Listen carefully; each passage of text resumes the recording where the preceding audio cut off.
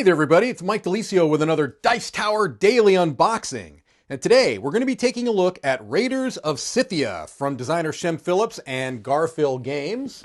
Looks like 1 to 4 players in about an hour.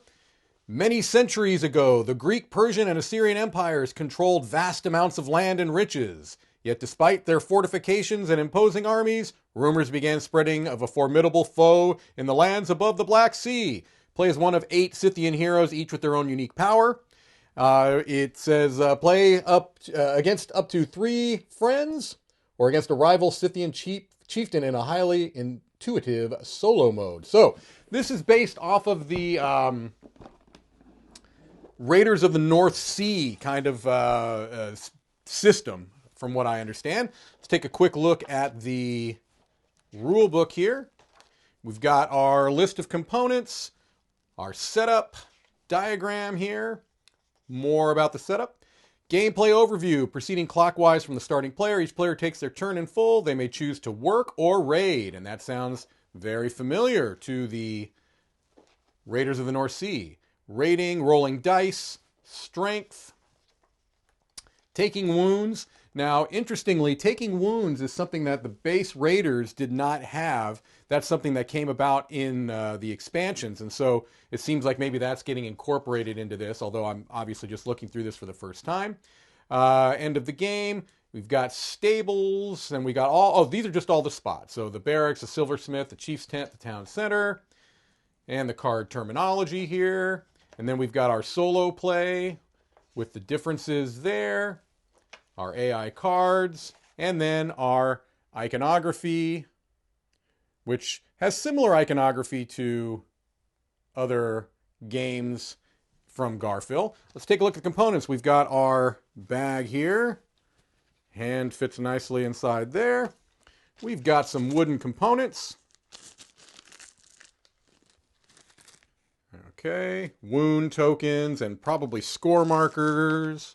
I'm dropping wounds all over the table.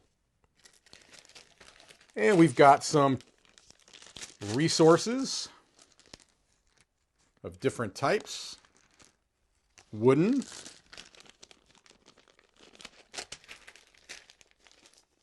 These are interesting. I'm not sure what they are,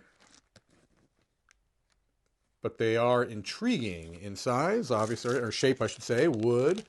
And we've got some of our workers. Instead of the black, white, and gray of base Raiders, we've got red, blue, and gray, which perhaps are easier to differentiate. And we've got some, I don't know, they almost look like pots of some type. Again, this is all conjecture. I didn't really look long enough at the rule book. Oh, metal coins. I'm a sucker for metal coins. There we go. See if you can get some of the detail on those. Very nice and hefty. Similar to the other Garphill metal coins. Here we've got a number of custom dice that have kind of the, I'm not sure what you'd call that effect. That kind of marbling effect. These are all etched custom dice with that cool marbling effect. And let's see here. It looks like some player boards. Fold out player boards. Kind of see the panorama there in all the player colors. A huge deck of cards here that we'll take a look at here in a moment. We've got some cardboard tiles. I don't know if these are maybe a replacement for offering tiles from the original game. Not sure. But you can get an idea of those with some of that artwork on the back.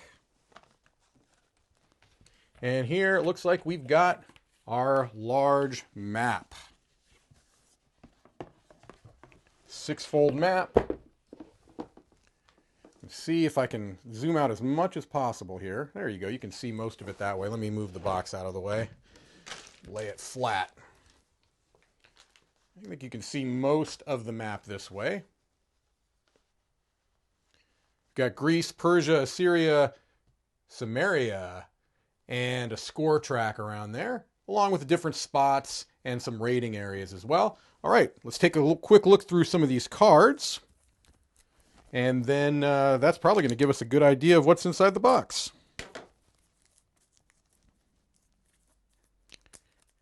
Cooperate with me. Here we go.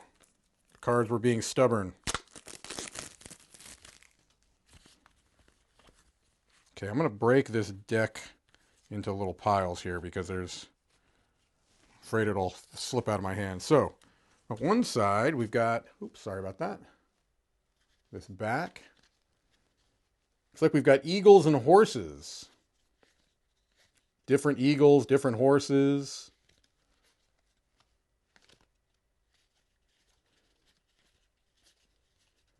These look like they maybe add some, I'm not sure if they add strength, maybe they add movement. I'm not sure exactly how that works. This looks like a different mechanic to one that I'm familiar with. We've got some double-sided cards here. The Huntsman, the Outrider, the Trader, the Lookout. Got these backs.